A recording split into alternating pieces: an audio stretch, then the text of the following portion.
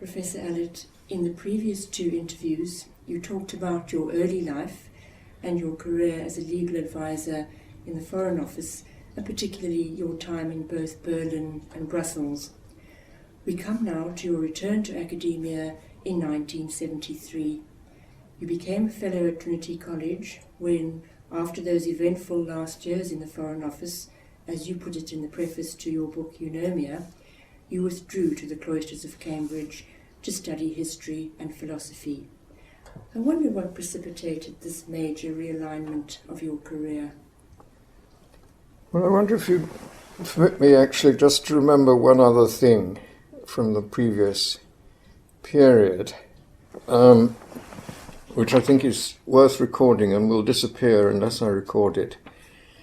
Namely that in 1964, I took part in the negotiating of the convention that set up ICSID, the International Centre for the Settlement of Investment Disputes. And that convention was promoted by a remarkable man, the General Counsel of the World Bank, Aaron Brockes, and he had regional meetings in different places around the world, and he held one in Geneva for the Europeans to comment on his draft convention. And we didn't have much to say about it, but I was the British representative on that, and the main point, perhaps the only point I remember making, was on the spelling of the title of the centre. Because you won't believe it that in those days, there was still a rule that the UN used English in its spelling. So I insisted that centre should be spelled Centre, and that went into the convention. And incredibly, to this day, ICSID is spelt in the English way, the centre. And their brass plate in Washington spells it like that, and their website spells it like that. So I always regard that as one of the only things I've actually achieved in life. It does look very odd now indeed on their website, but that has somehow incredibly remained. So forgive me, yes, I just wanted to recall that because it would otherwise be lost in the mists of history. Well, I would... The personal reasons why I moved from the Foreign Office, I think I mentioned last time that I sort of, as some people do in their mid-30s, think of a change of career, a second career.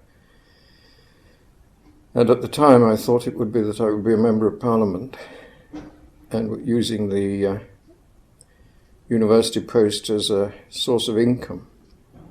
But as soon as I got here, I discovered that it was rather more demanding than a source of income, and was a sort of full-time job. You had to learn so much before you could teach.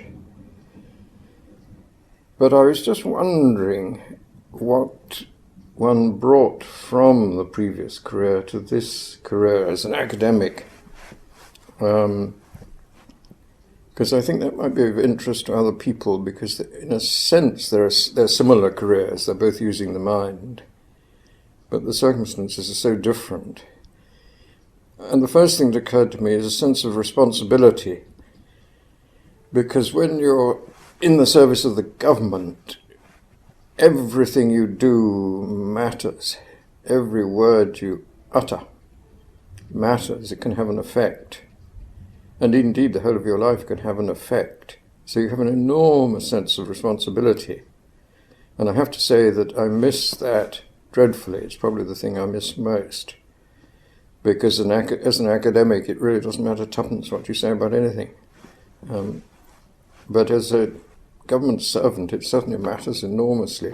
And another thing is that certainly as a government legal advisor you have to be clear, because you're advising people who don't understand things, and so in speaking and in writing you have to be 100% clear. So it's an enormously good training. All lawyers obviously have to be clear. That's an enormous part of their job, explaining things to people who don't know. But allied with the responsibility, it means that you have to take enormous care if it's an answer to a parliamentary question or a note to a foreign government or a speech in a meeting. You've got to get it right and get it clear, unless, of course, you choose obscurity for some practical reason. Well, then getting on to the more relevant things to my academic, of course, I formed views about the system that I'd been part of. Obviously being part, in a sense, of the Cold War, part of the remainders of the Second World War, very conscious of the fantastic inequalities of the world between rich and poor, with hundreds of countries being more or less stagnant in poverty and disadvantage. This did form a structure of very negative values about the system that I'd been part of, which was really overwhelming sense that it was wrong, and the word I've always kept using, mad, that the whole system was, as it was, psychopathological. It was a system of ideas, the international system, but obviously fundamentally wrong because of its consequences. You could tell its nature by its consequences, and the consequences were by and large so absolutely dreadful that one felt one had to do something about it. And as I've mentioned before, I regarded myself as lucky in having been dealing with extremely interesting things, but the context in which they were taking place was so dreadful that it was a sort of mixed feeling. It was the intellectual and personal excitement of dealing with them, but in the sense that one shouldn't have been dealing with them, in another sense, that it was dreadful. And then the other great inference that I drew from it, which determined the whole of my sort of writing academic life, is that the international system is a set of ideas. It seems to be a system of power relations, but in fact it's a system of ideas. The whole thing is ideas, and people who operate the system, politicians and diplomats, hardly realize that they're just operating ideas which they've inherited. So the whole thing is one vast construction of the human mind, and all the sort of 100 million dead in the 20th century were dead because of ideas. And the people suffering all over the world in poverty and indignity were suffering because of ideas. So that those things meant that I probably approached the academic life in a rather unusual way as compared with other people. But your practical experience must have given you enormous confidence. Well, I'd put it even stronger than that. People always sort of condemn me for being a sort of polemical missionary. And it is true that I can't write as other sensible academics write, in an abstract and objective way. Every single word that I write, even on very technical subjects, is totally conditioned, really, by this burning sense that what you say matters, that may have no immediate effect at all, and that you have a duty to say it, a responsibility to say it. And I used to ask my students, what have you done to improve the world today? I tried to instill in them the idea that everything they did was important. Even if they'd just written an essay or something, they'd changed the world in some way. I have to say that they did not regard that as a sensible question. to ask them how they'd changed the world. So that meant that when I came back to Cambridge in 1973, I realized that I would have this sort of double life. On the one hand, the ordinary academic, teaching and writing ordinary academic things, and on the other hand, this sort of secret mission, as it were, which nobody else had the slightest interest in. At that time, I mean, it was sheer lunacy to be thinking about these things in a sort of missionary way. You were 36 years old at Yes. the time, and this is something that you've retained throughout your academic life. Oh, absolutely, yes, every single second of it. And when I got back here in this college, I supervised in constitutional law and international law, which obviously would be my two main kinds of law. And I think it took me 3 years to get a university post. And then I wasn't able to lecture in constitutional law. Presumably there were too many good people already here lecturing in constitutional law.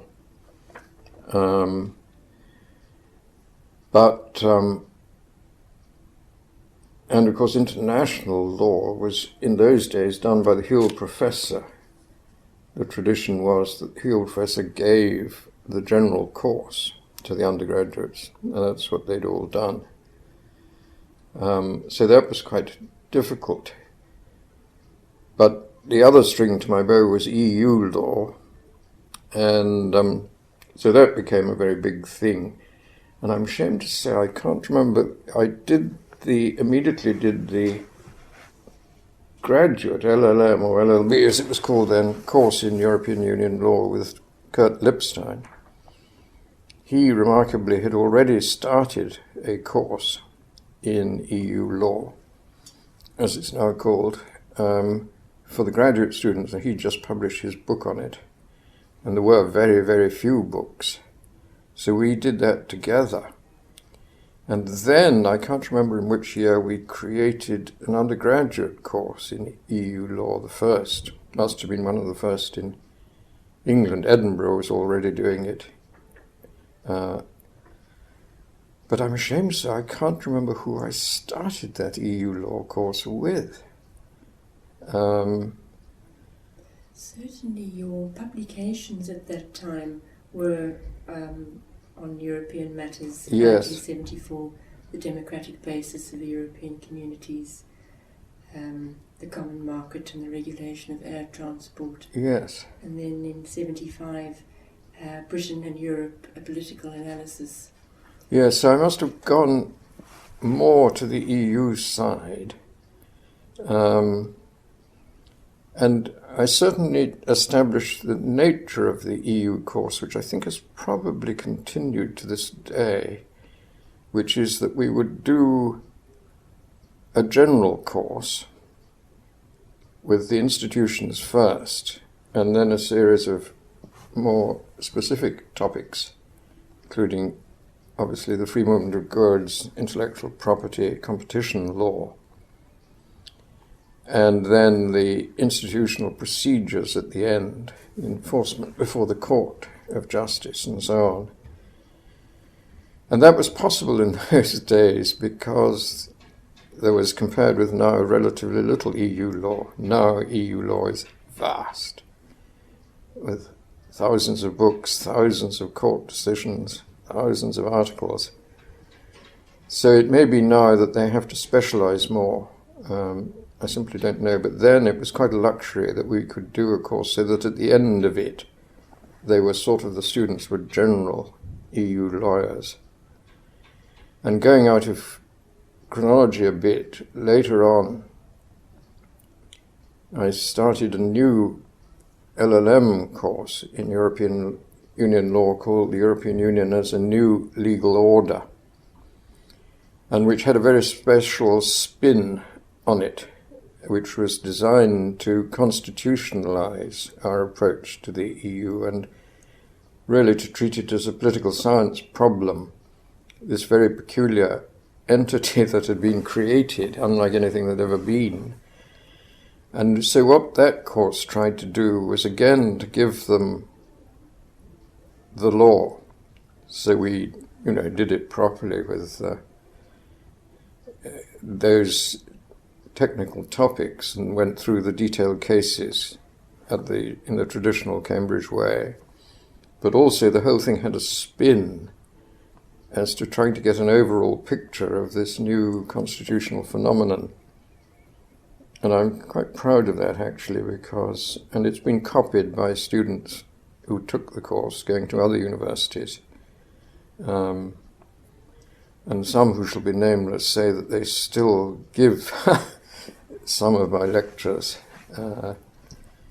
which started off with a very dramatic 2 or 3 lectures on European history, to show how on earth this very peculiar object emerged from European history. I know those lectures have been given by other people elsewhere, sort of word for word.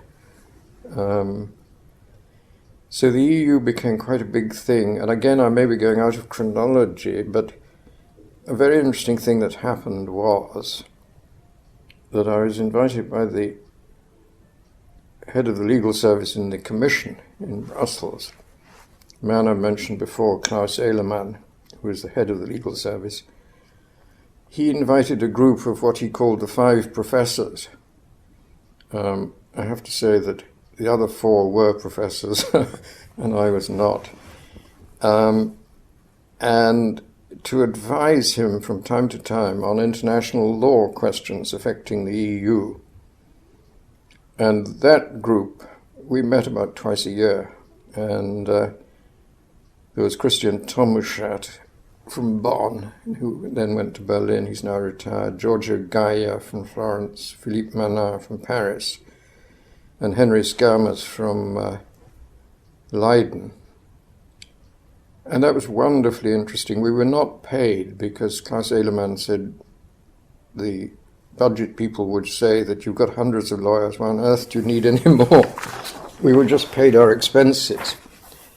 But we dealt with things almost on a confidential basis of things that might arise.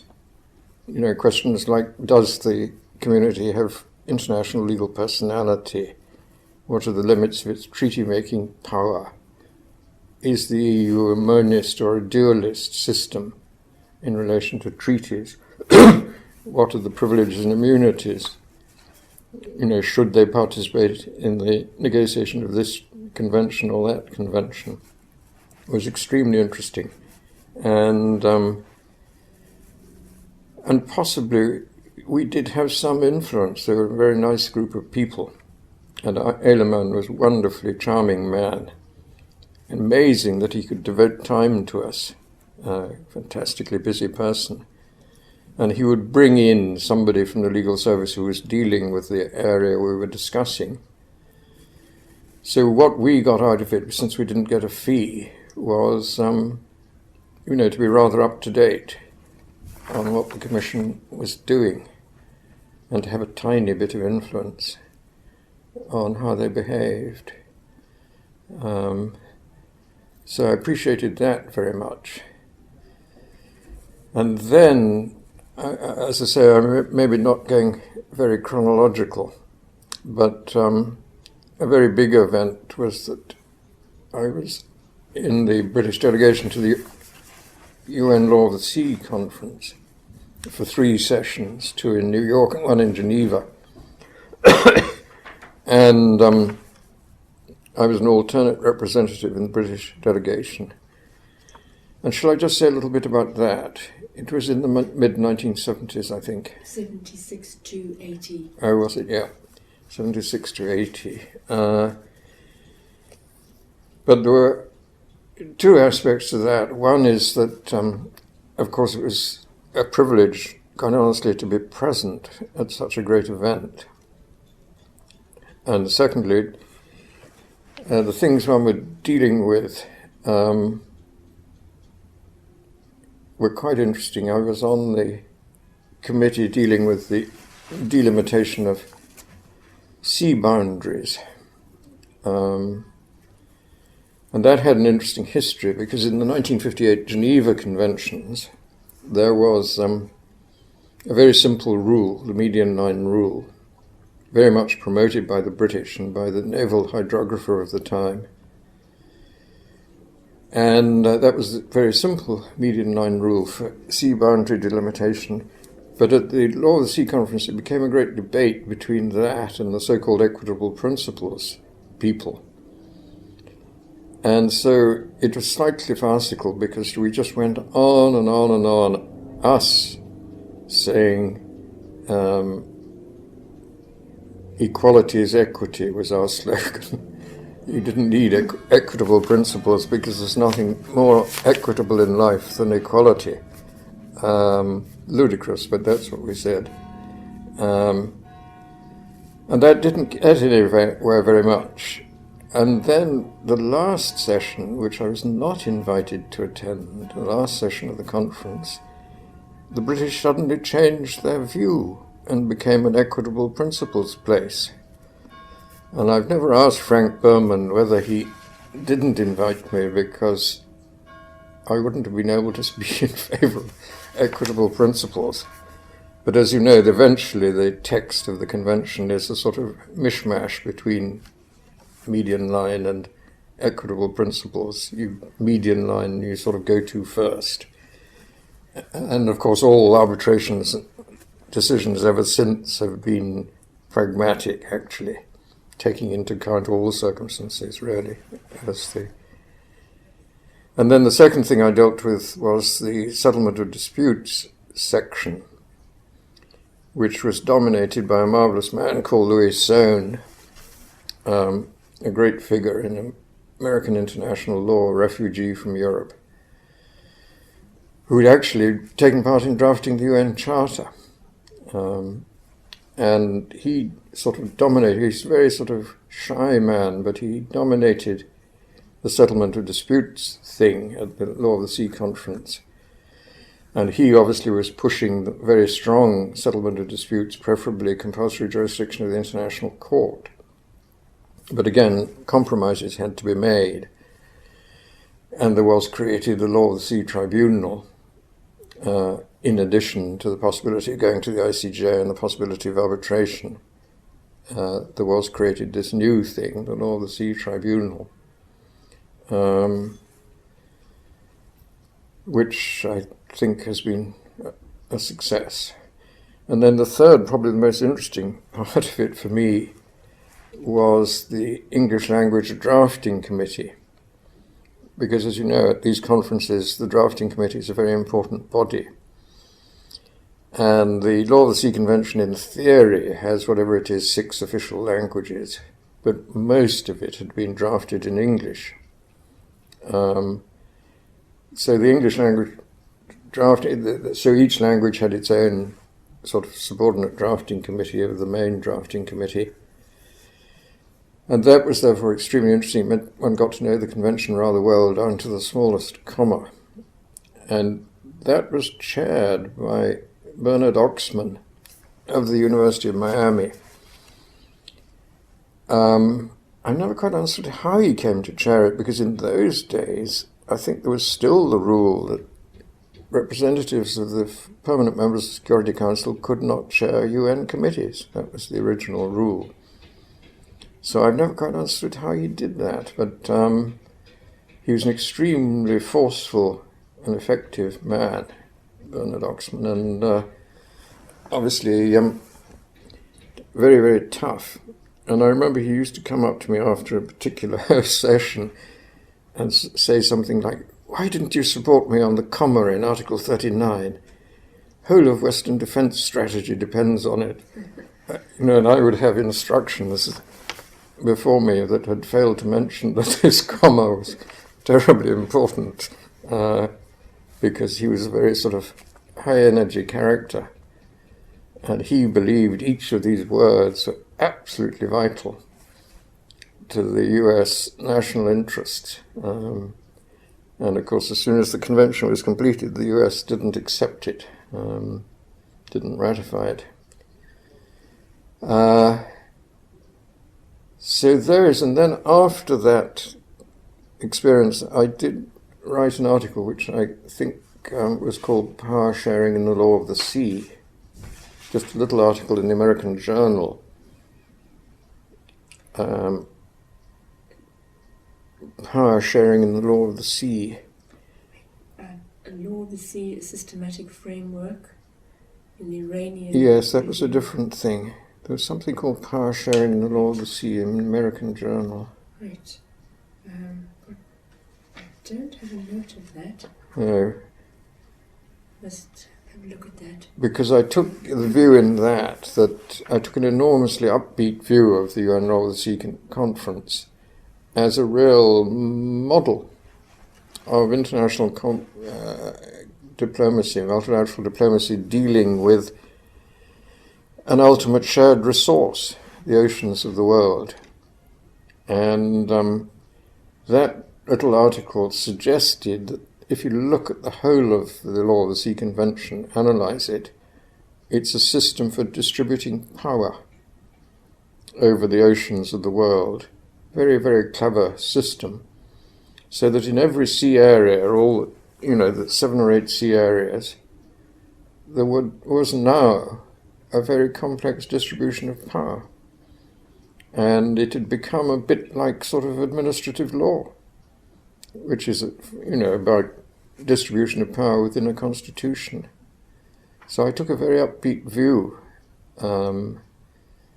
I tend to take terribly negative views of all these international conventions. I wondered about that. Yes. In fact, your experiences had coloured your views on international bodies within the sort of general framework in a more favourable way as a result of this experience. Yes, I mean, most of them are absolutely dreadful. And I wrote an article later about the international Hof mafia, that all these bodies are a sort of mafia, international mafia.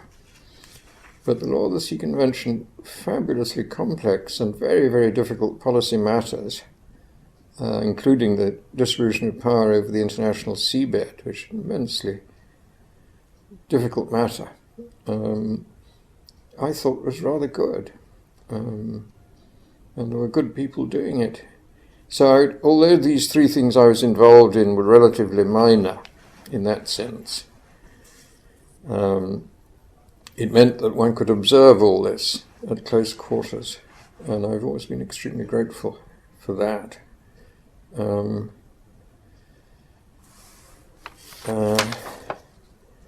Professor Allott, if we could perhaps just come back to your initial time in 1973 when you came to Cambridge, what were the circumstances of your return?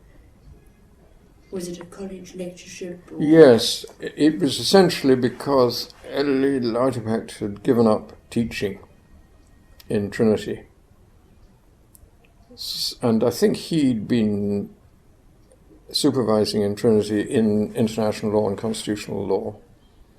So it sort of fitted in very well that I could sort of take over.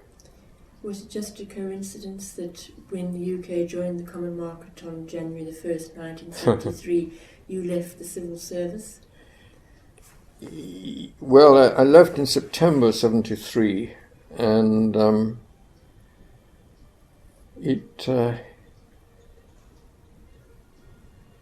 yes, I don't know. I don't know whether I should record this or not, but I will for the moment, and you can excise it later if you want.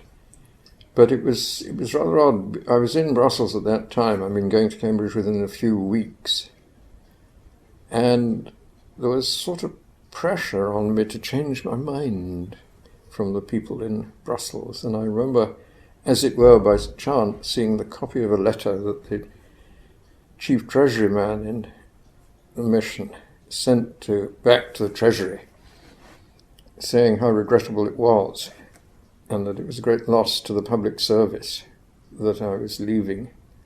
And I did wonder at that time whether this was a sensible decision, because I sort of did have a fairly unusual experience,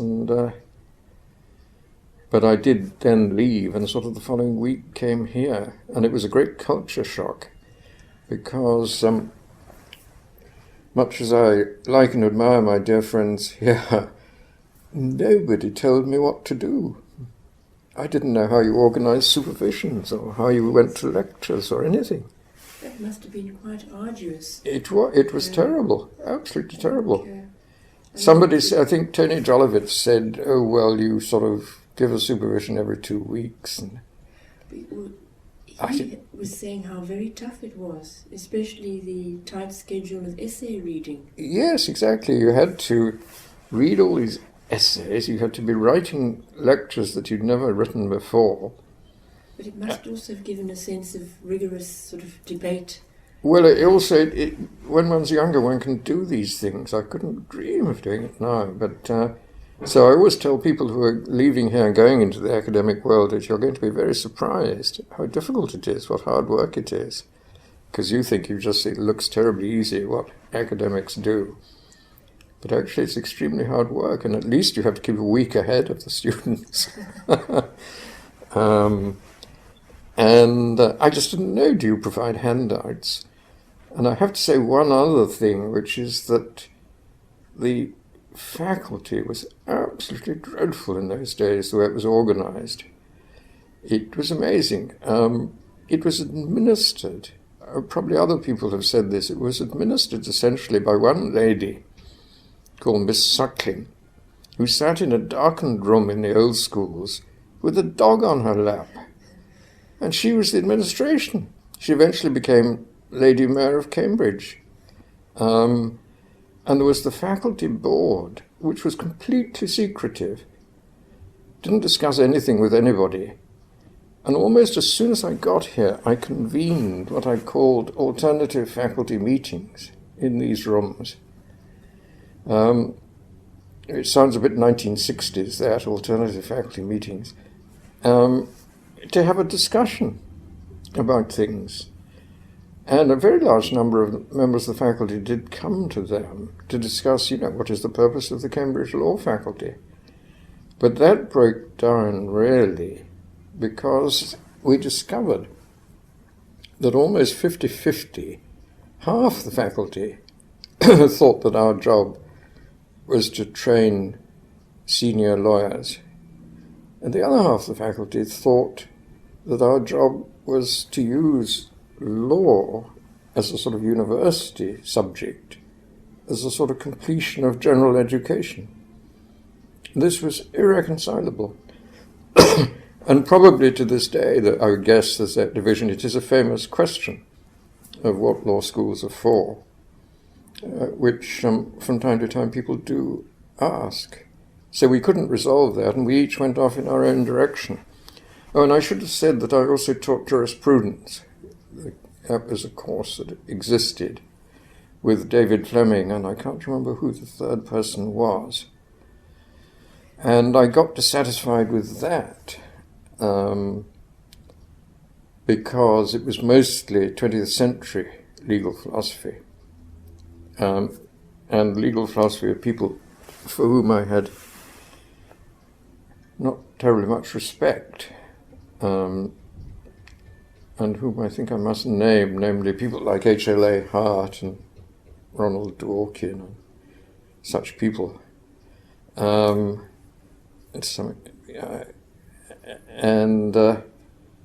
So I devised a thing which the others, David Fleming and whoever the third person was, very kindly agreed to, that I would go off on my own and not take part in the discussion of 20th century philosophers, but talk about old philosophy of law, going back to ancient Greece and so on.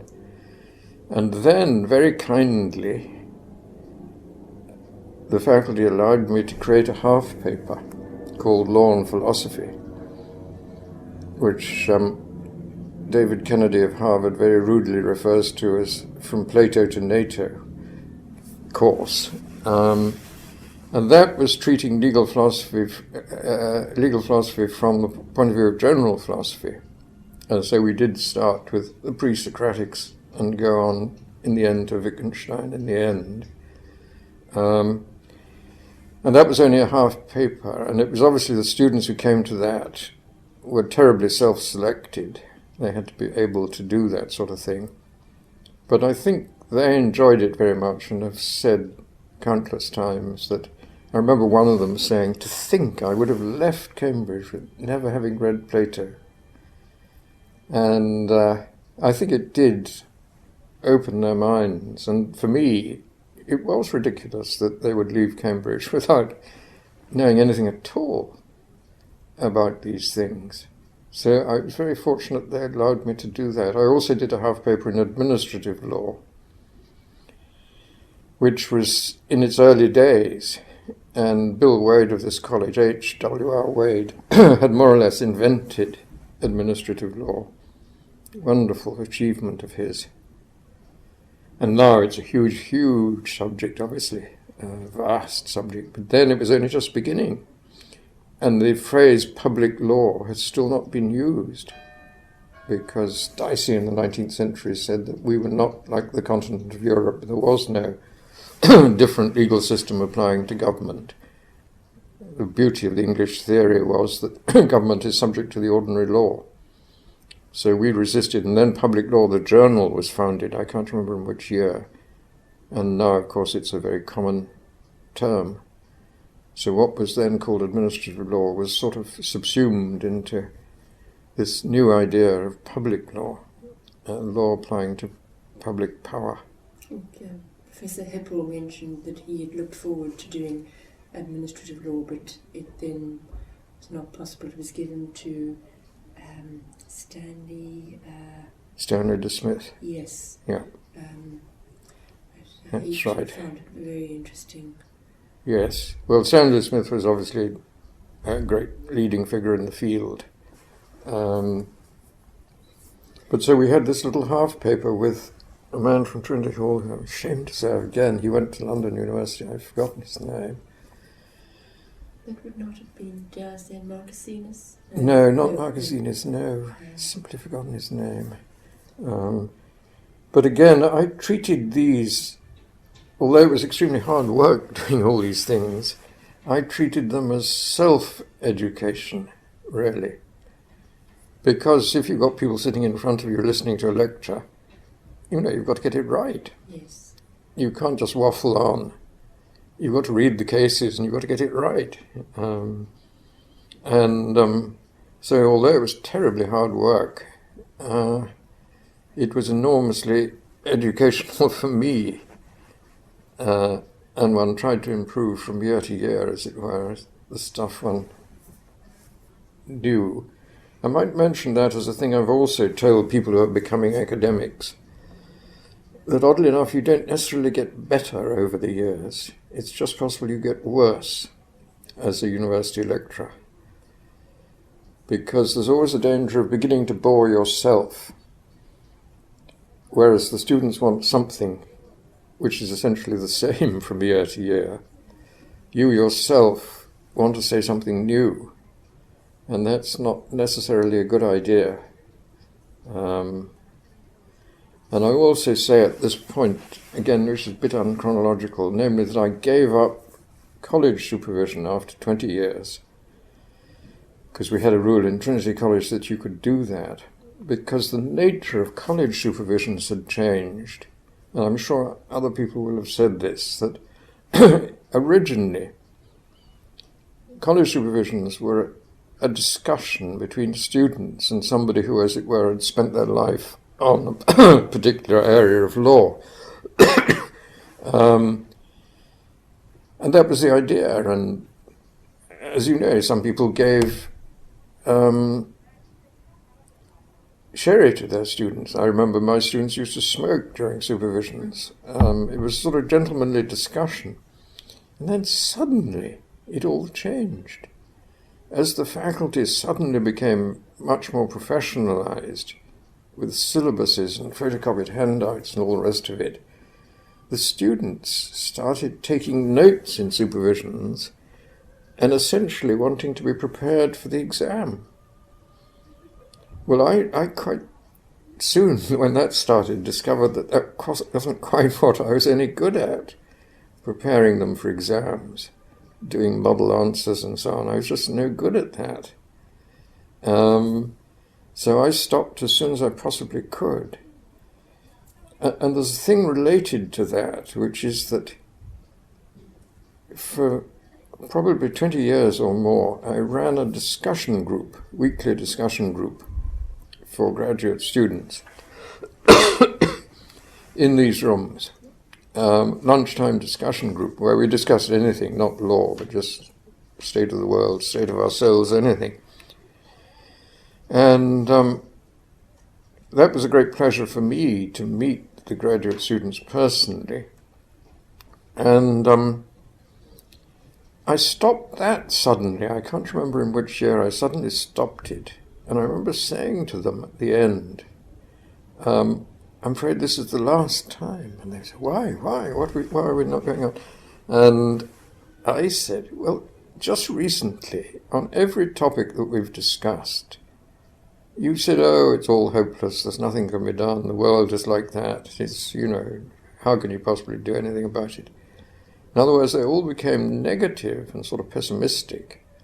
And I said to them, this is ridiculous, I'm old and I'm still keen on these things. But you lot, and it's ridiculous me talking about these things when you obviously don't see any hope. So I just stopped.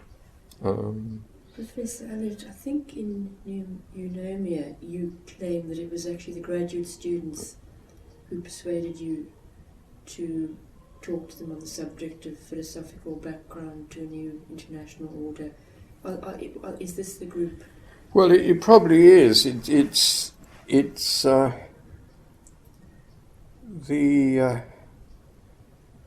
of course, was the time when we started.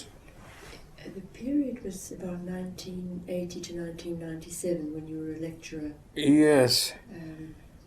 Well, again, it's confused in my mind because we started another LLM course, James Crawford and myself, called The History and Theory of International Law, which, again, we were very lucky that the faculty allowed us to do that.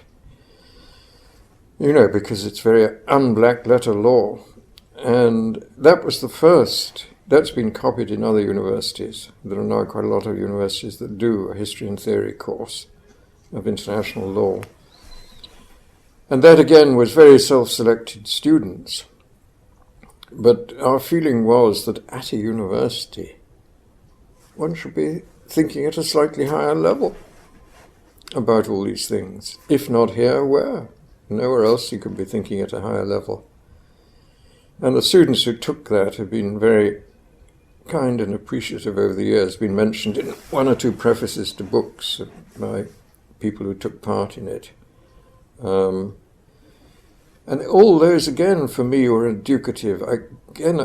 I started in this college a sort of discussion or essay society, which was originally called the Verulam Society after Francis Bacon, his title, and then became the Byron Society after a former student at this college. And there what we did, perfectly frankly, I got other fellows to tell me who were their brightest students. So we gathered together, and then a student would give a paper, and we would discuss it. And, on anything, I remember somebody telling us about the words of German Lieder, somebody telling us about the basic steps in ballet, which he demonstrated. Somebody else who's now a government minister told us about David Hume on moral responsibility.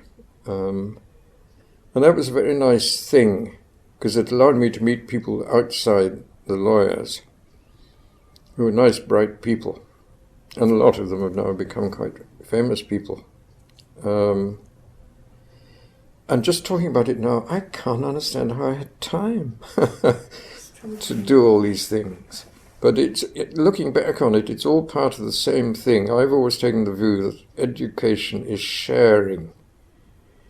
What it is it's not sort of teaching, it's sharing with people something that you've acquired somehow, and that you now want to sort of share with people. You feel passionate about. Yes, exactly. It's the only justification for teaching, really. Well, I think it is. I couldn't do the sort of grinding teaching. I just couldn't do that. So all these different things were just sort of trying to maximize their interest in anything. But as I say, no, I can't remember how on earth I had the time to do all these different things, teaching-wise. I imagine that when you first came back to Cambridge in the 70s, you were so busy that you probably didn't have time to even miss the high life of Berlin or Brussels, or did you perhaps at times think Cambridge might have seemed a little parochial? Well, Cambridge was very disappointing in the social side, I have to say. It always has been very disappointing. Something odd about academics. They're not very good socially or sociably. And we've now got a terrible situation, really. I'm now sort of speaking out of turn and out of chronology, where everybody's so specialized, infinitesimally specialized, that nobody can talk to anybody about anything. Mathematicians can't talk to each other. Nobody can talk to anybody about anything. And this is a huge change in the nature of universities, which were places of general education, general conversation, and sort of mutual enlightenment in a way. And that's all completely disappeared. So I always say that my generation were terribly lucky in that we sort of got the last part of what was really the Victorian system of universities. We just got the last throw of it, really. And they're now infinitely better, the universities, in that they're wonderfully professionalized and extremely efficient, and the students are now extremely serious. But something has been lost. As I'm sure other people you've spoken to will have said, something has been lost. And it's sort of golden ageism on our part, that there was a better time. But really, genuinely, objectively, something has changed. You mentioned in an earlier interview that you would come back to Kurt Lipstein. What was your interaction with him? Did it begin in this period, or...? Yes, by doing that course with him, obviously I got to know him pretty well. I never got to know him as well as most other people did. And the two things about him that everybody says, I definitely 100% agree with. A, that he's a wonderfully kind and charming man. And B, that he had this very, very sharp mind. Extremely, extremely clear, but allied with enormous intellectual modesty. So he didn't go around, pompously communicating or sharing or anything. He was just a very gentle, very learned person who was enormously, I'm sure you've heard so often, was enormously appreciated by the students. And was very kind to them. Oh, I should just mention research students, should I? Because, of course, there have been a succession of research students that I've supervised over the years, which I've always found a very tiresome activity. I'm not a great believer in PhDs, to be quite honest. And I used to keep advising students to think very, very carefully. This reminds me of something that Professor Jonovitz told me. Apparently, Hampson advised him against doing a PhD. Oh, really? That's interesting. Because that was only for... no self-respecting lawyer would do a PhD. That was only for scientists. Right. Well, PhDs, of course, are terribly recent things in universities. Only since about the 1920s they've existed. Apart from the medieval doctorates, of course, but the modern PhD is incredibly, and the idea that everybody must have one is terribly recent. And I think Tony Weir always advises against it as well. And I was unhappy about it because, for a very simple reason, that between the ages of about 23 and 27, people's minds are at their most active. And it seems cruel to me that they should disappear into a library, work on something of extreme obscurity, which they may publish, and they're very lucky if somebody reads it, but that's their years of 23 to 27. And I say I started work in the Foreign Office at 23. So I've told them, think terribly hard. Is this the thing for you to do? And of course, an awful lot of the best people do it now, a PhD. And in American universities, I think they have to have a PhD to be appointed. But I've obviously supervised a fair number of people over the years, and also I've done sort of informal supervisions. Again, I'm not sure that we should include this on the tape, of people who are not satisfied with their own supervisor. Over the years, I've done almost as much discussing with people who are not my formal supervisees, just talking, because they sort of say, I've got to talk through what I'm doing, I'm desperate. It's more common than is generally appreciated. Yes, well, it's that supervision has now been professionalized as well. The supervisors have to report. But in those days, some supervisors hardly ever saw their PhD student. Because in PhDs, as you know, everybody after about a year and a half of doing a PhD goes into a mood of depression. Because they think, oh my God, I'll never finish this. Why am I doing this topic? It's hopeless. And so I used to see quite a lot of them at that sort of therapy stage of, yes, it is an interesting topic, you've just got it a bit wrong, or whatever. Because, as I say, in those days, quite a lot of supervisors didn't really see people. As I say, that's now been changed and formalized. And all supervisees then went through these bad times. So I saw my job really as trying to tell them that they would always suddenly discover something that made it all worthwhile. Usually after about a year and a half, they suddenly see something that nobody else has seen. And it happens again and again and again. And obviously I tried to help them to see what this thing was that made the thing worthwhile.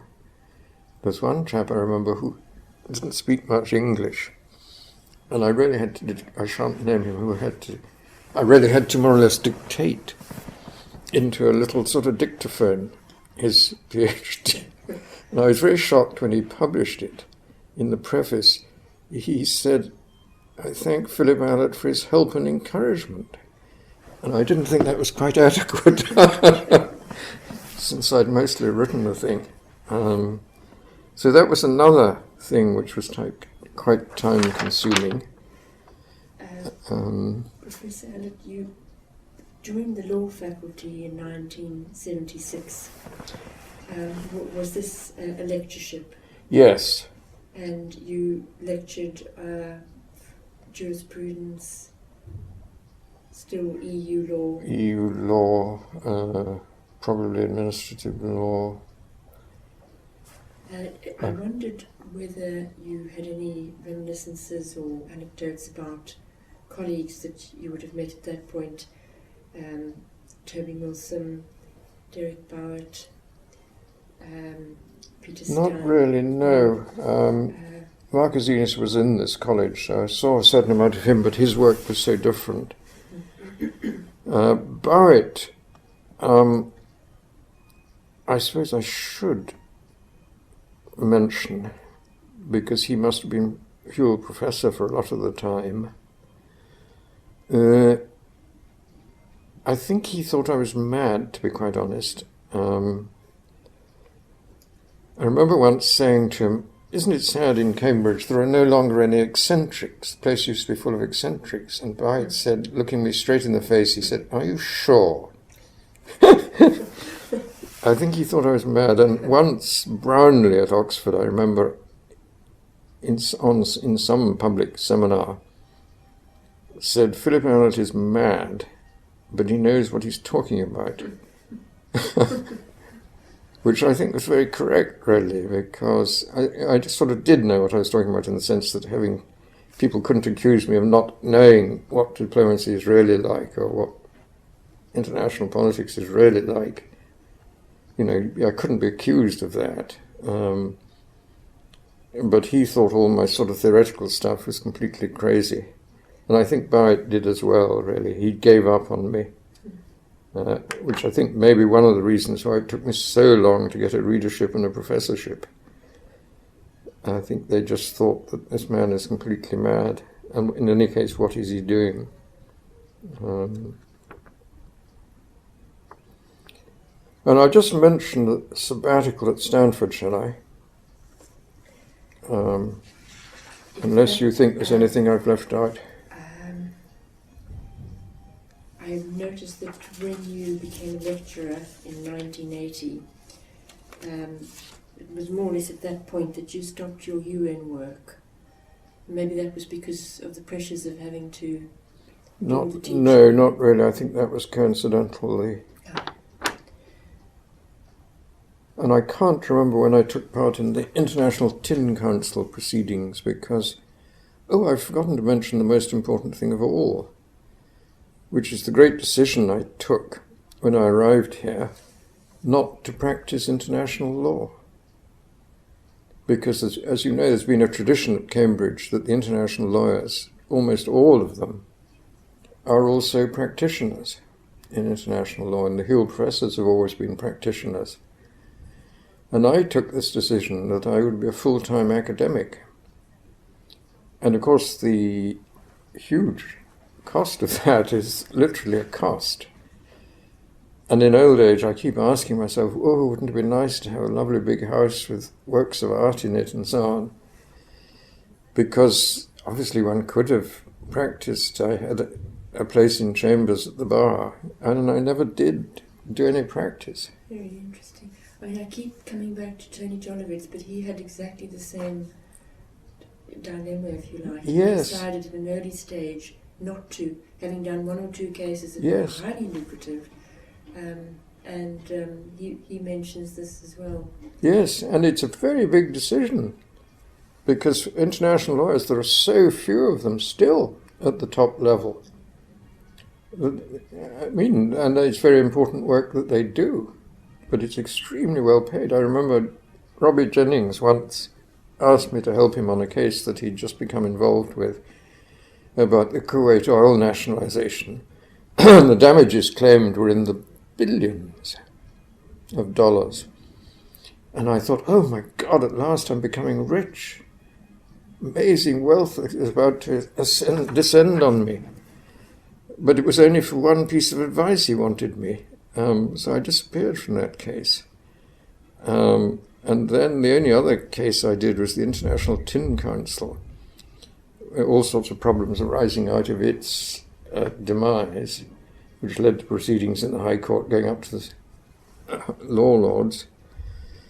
And I was invited to help represent the Commission, European Commission, on that, instructed by Coward Chance, as it was called in those days. That was quite interesting for me. It was totally ridiculous, the whole case, but it was very interesting to see a leading London solicitors at work. Enormously impressive. They would send motorbike couriers up to Cambridge with pieces of paper. So incredibly efficient and probably incredibly expensive. But it was a famously awful case, and it's because the international law in it was terribly primitive. And the courts and the Court of Appeal couldn't believe how primitive international law was. There seemed to be no law.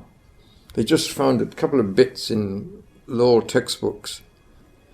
But it's very interesting because that has all changed. Now the courts deal with international law a great deal. In those days, they treated it with total scorn. What is this stuff? Nobody seems to know anything about him. And now, of course, it arises in lots and lots of cases, and particularly led by people like Lord Bingham. It's treated, when he was alive, treated with great respect. So that was very interesting to see such a thing at work. I've just thrown away all the papers of that. They filled a whole fireplace, the papers of that case, in my bedroom. Vast stacks of paper. Completely ludicrous.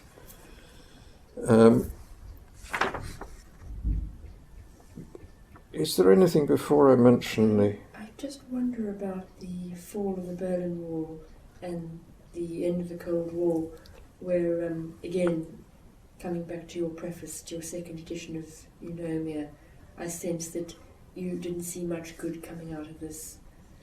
No, I think for a moment, the title of Eunomia, New Order for a New World, lots of people were saying that in 1990. My goodness, we've moved into a new world. And I remember the American president at the time saying, we need a new order for this new world. And so one has to remember that at that time it did seem as if, my goodness, something incredible had happened and everything was now going to be different. But of course we very soon discovered it wasn't going to be different at all. It was just going to be about 1,000 times more complicated with the end of the Cold War. There's a lovely quote, very quotable quote from your preface, where you talk about IGOs continuing to busy themselves with self-appointed tasks, but all seeming like lumbering leviathans. Right. The biggest of these being the UN. Yes, these ridiculous great organizations, lumbering leviathans, were just still sort of carrying on. And they had now, however, become surrounded by lots of Lilliputians, hundreds of states. And so the situation has now become infinitely more complicated. We thought it was going to be a clarifying moment, 89 to 90. But now, of course, it's become uncontrollably complicated. But I'll come back to that when we discuss the general theoretical stuff later on. But is there anything that could have arisen from this turning point that would have pleased you?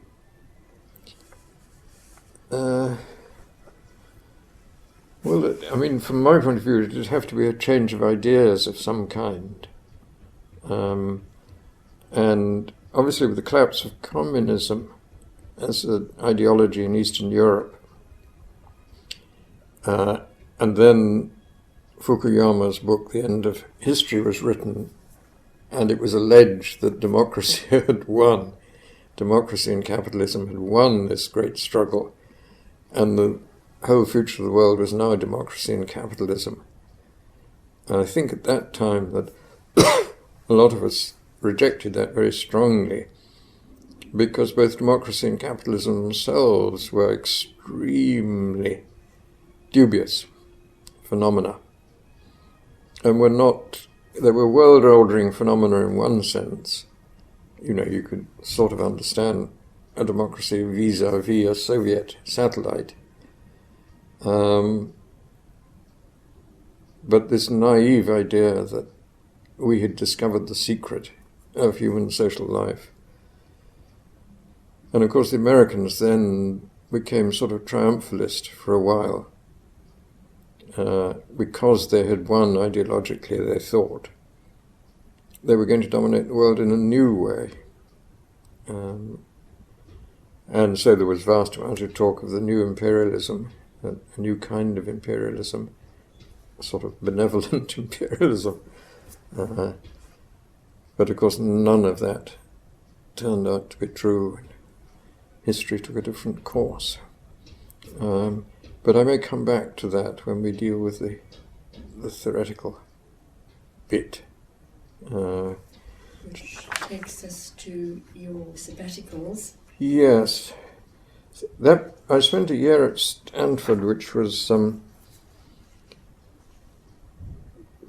started off extremely unfortunately, in that the person who'd invited me to go there had left by the time I arrived. So I didn't know anybody. Was this about 1980? Yes. And again, ashamed to say, I can't remember. He was an international lawyer at Stanford, but he'd left. So I didn't really know anybody. So I did take part in a seminar in the law school, Stanford Law School, and with a man called John Merriman, a very famous tort lawyer. But that was extremely marginal, and so I spent my whole time in the Hoover Institution for the Study of War, Revolution and Peace, which was a notorious institution, very, very right-wing institution, Reaganite right-wing sort of institution. But they had a very good library. And I was very interested in the French Revolution at the time, and by an extraordinary chance, they had almost every book in existence on the French Revolution because some famous member of the faculty at Stanford had been one of the world's leading experts on the French Revolution. So they had even books from the end of the 18th century, original books. They had even the famous cahiers de doléances, the things that people sent into Paris from the provinces describing what was wrong with France. And so you could read these, the cahiers de doléances, the complaints of the people, in the original texts. So my aim at that time was to, really I was working on the nature of social change, how changes occur. And particularly, obviously, the great question of whether it's politics or whether it's ideas that cause social change. So I just sort of read there for a year all these things. And the French Revolution being a most marvelous example of a mixture of politics and ideas. That was very fortunate. But also it meant that one got to know the United States fairly well. Must have been extremely enjoyable. Well, it was, and it wasn't. Partly because I had not known that Northern California is rather different from Southern California. Because Stanford is in the sweet little town of Palo Alto, which is, of course, now famous for it being the place where all these Bill Gates and so on are. Mountain View just up the road, or where all these famous computer technology companies now are. And it's a very sweet place in that sense. But unlike Southern California, its weather is a bit like England. So I had a dream of beautiful days on the beach. But of course, in Northern California, the sea is incredibly cold. And San Francisco, which is just down the road, is full of fog. And but San Francisco was good in that, of course, it had opera house and concerts and so on. Can I ask you, Professor Allott, do you like swimming? Because some of your I've always your characters often dive into the sea or go yes, yes. No, I mean there are places in southern Spain where I've been hundreds of times, beautiful, desolate beaches where I would sit under a tree and read. No, and that's why the sea appears so much in the Invisible Power novels. I think the sea is very important. Yes. And so I had this vision that I would sit under a palm tree on a lovely beach in California, but it was more a question of how many layers of woolen clothing to buy at J.C. Penney's. And one could get into San Francisco on a little bus or a little train. I remember once saying to a member of the faculty at Stanford that you have very good bus service around here. And he said, "Do we? I'll have to do something about that." Because, of course, it was mostly the lower orders on these buses. But they had a beautiful bus service, which members of the Stanford faculty had paid for, no doubt, through their taxes. But it's very important, I always tell students, very important to get to know America, United States of America, because it's, so dominant in world culture. It's very, very important to get to know it. So I was very lucky. I've been to America every year from 1963 to about 2006. I've been to America. Really? And the first time I went in 1963, I don't know if I mentioned this before, was the day President Kennedy was shot. I think I did mention it, yeah, and I've been every year since. Also, we had a very good thing in Cambridge in those days of American law schools having summer schools in Cambridge. They may still go on. So I got to go to a number of American law schools. I did a semester at University of Michigan when Joseph Weiler was on leave. And I went to University of Richmond and New York University a lot, and can't remember what other university. University of Richmond, Virginia.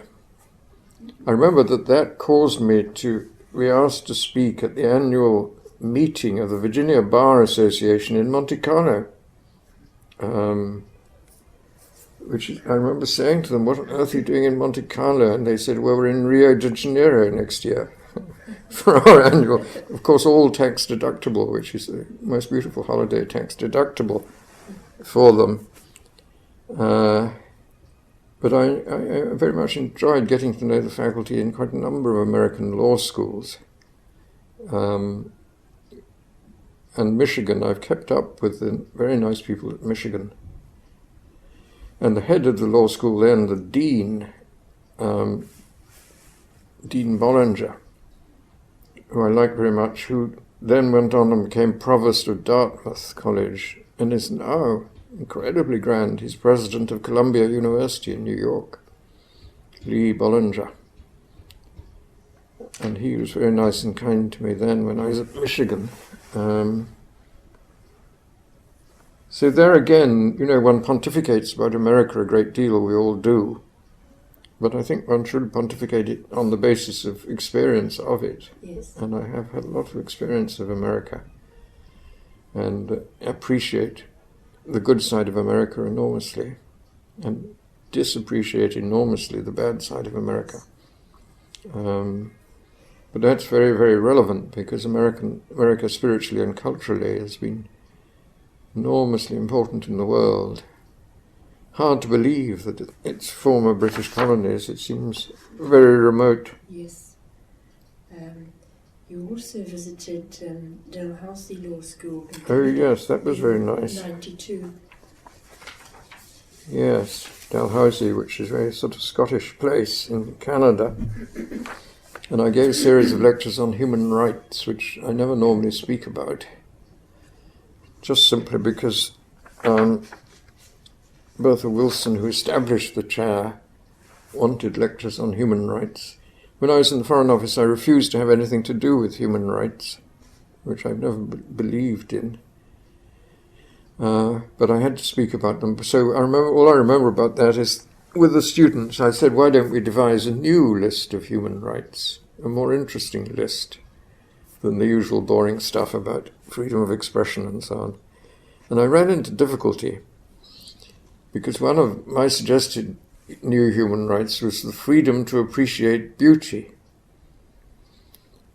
And the students reacted very negatively to that because they said, that is discriminatory against ugly things and ugly people. I must say that hadn't occurred to me, but so I rather gave up the task of finding new human rights, more interesting ones. I remember there was a human duty not to create ugly buildings. I think that would be a much better series of human rights to avoid ugly public buildings, but I never got very far with that. Well, during the time of your sabbaticals, you achieved most of your publications. Yes. A very prolific period. Yes.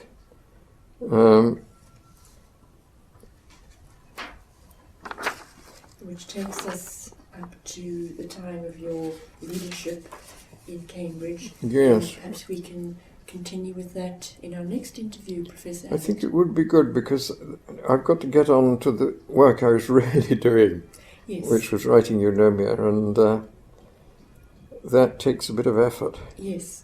to speak Well, about. I can thank you so much for yet another fascinating interview and look forward to resuming in a week or a few weeks' time. Very, very good. Thank you so much. Oh, I've got to tell you next time how I met Robert McNamara. Oh. And then on a later occasion how I met Dr. Kissinger. Right.